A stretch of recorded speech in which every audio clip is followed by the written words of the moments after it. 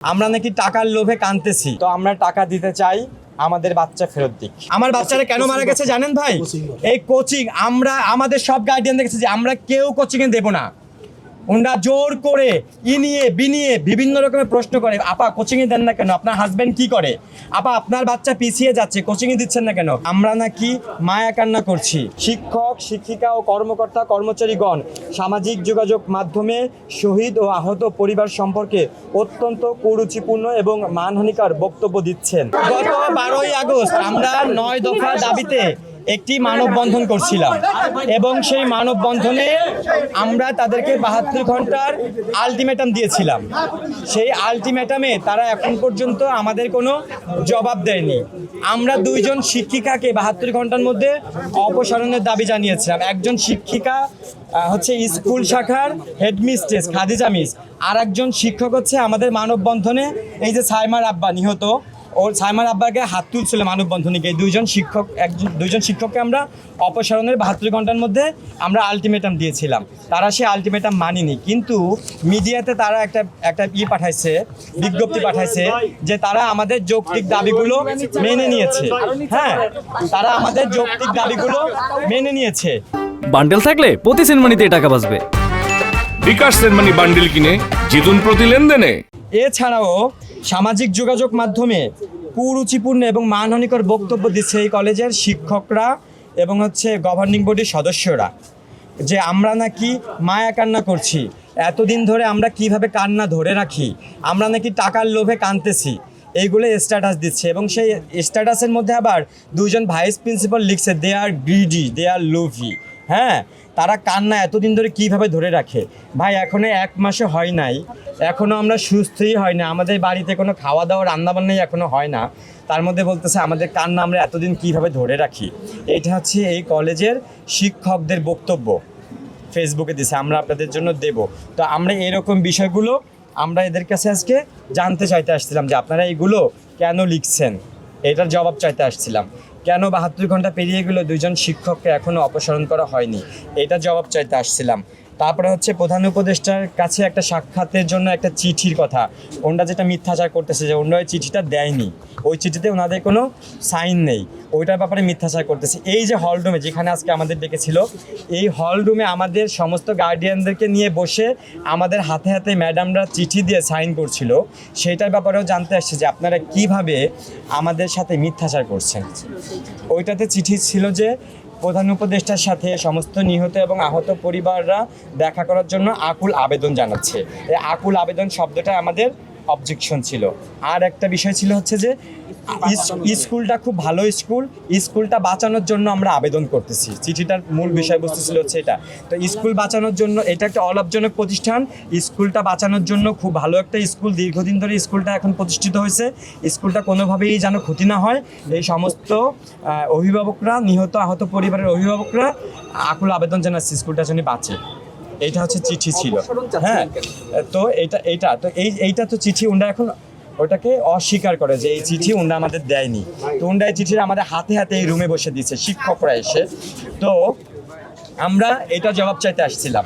আমাদের ডাকছে মিটিং করার জন্য, মিটিংয়ে তো বলি নাই আপনাদেরকে আমরা চিঠি দেবো। এখন ওনারা যদি কাগজে লিখে নিয়ে এসে, ওনারা যাতে ইচ্ছাও লিখে নিয়ে আসবে, এটা আমাদের দায়িত্ব না যে ওনারা কিসে লিখে নিয়ে আসবে। আজকে আমরা এই বিষয়গুলো জবাব চাওয়ার জন্য আমরা আজকে স্মারকলিপি নিয়ে এসেছিলাম যে 72 ঘন্টা পেরিয়ে যাওয়ার পরেও কেন 2 জন শিক্ষককে এখনও অপসারণ করা হয়নি। একজন শিক্ষক কেন আমাদের বাচ্চাদের বাপের গায়ে হাত তুললো, কেন তাকে অপসারণ করা হবে না, জবাব চাই। কেন কোচিং ব্যবসার মূল হোতা, তাকে কেন অপসারণ করা হবে না, এইটার জবাব চাই।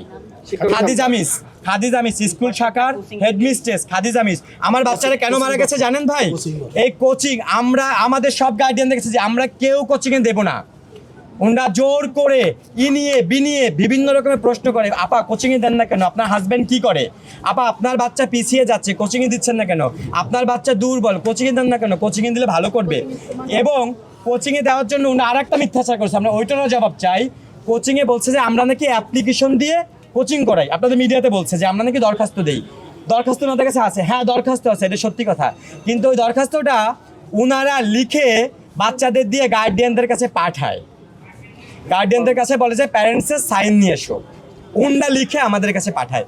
আমরা স্মারকলিপি নিতে আসছি, আমরা বলছি যে স্যার আমরা আপনাদের একটা স্মারকলিপি দিতে আসছি, স্মারকলিপিটা নেন, তারপরে আমরা আপনাদের সাথে কথা বলি, টেবিলে বসে কথা বলার কথা হয়েছে, আমাদের সাথে 12টার সময় বসার কথা, উনি আমাদের সাথে কথা বলবেন টেবিলে বসে। বলছি শুধু ফুটেজটা নিয়ে চলে যাবে, মিডিয়া তো আমাদের আলোচনা শুনবে না।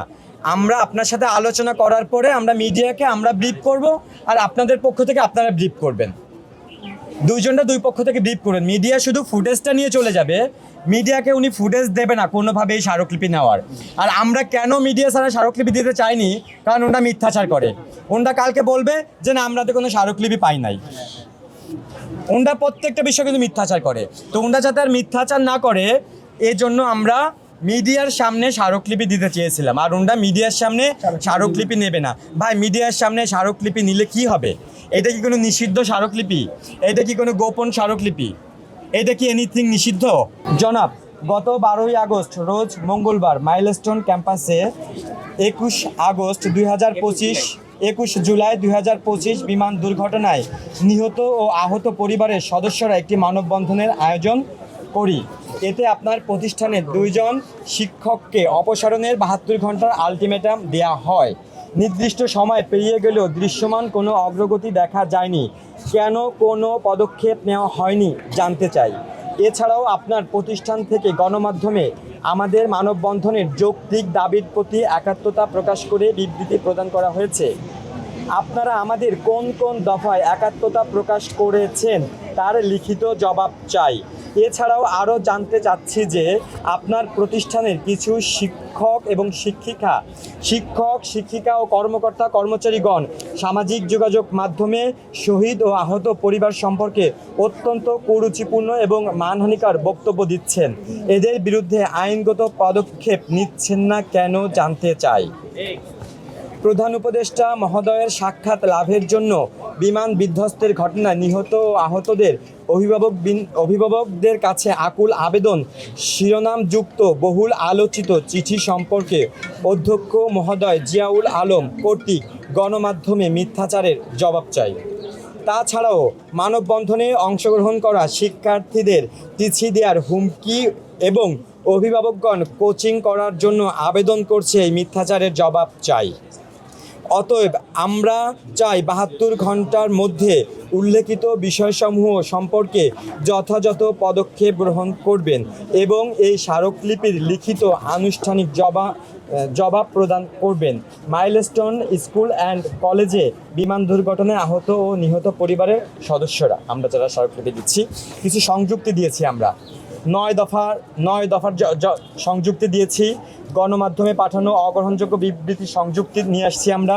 সামাজিক যোগাযোগ মাধ্যমে কুরুচিপূর্ণ এবং মানহানিকর বক্তব্য দানকারীদের পরিচয় সংযুক্তি নিয়ে আসছি আমরা। প্রধান উপদেষ্টা মহোদয়ের সাক্ষাৎ লাভের জন্য বিমান বিধ্বস্তের ঘটনায় নিহত আহত অভিভাবকদের আকুল আবেদন শিরোনামের বহুল আলোচিত চিঠির সংযুক্তি আমরা নিয়ে আসছি। এটা আমাদের হচ্ছে স্মারকলিপি। এই যে এটা আমাদের 9 দফা আমরা যেটা দিয়েছিলাম আগের দিন, 9 দফা। এছাড়া হচ্ছে এই যে শিক্ষকরা সামাজিক যোগাযোগ মাধ্যমে মানহানিকর বক্তব্য দিচ্ছে যে আমরা টাকার জন্য এগুলো করছি, যে আমরা টাকার জন্য নাকি আমরা কান্নাকাটি করতেছি, তারা এগুলো লিখতেছে আমাদের কাছে। তো আমরা টাকা দিতে চাই, আমাদের বাচ্চা ফেরত দিক।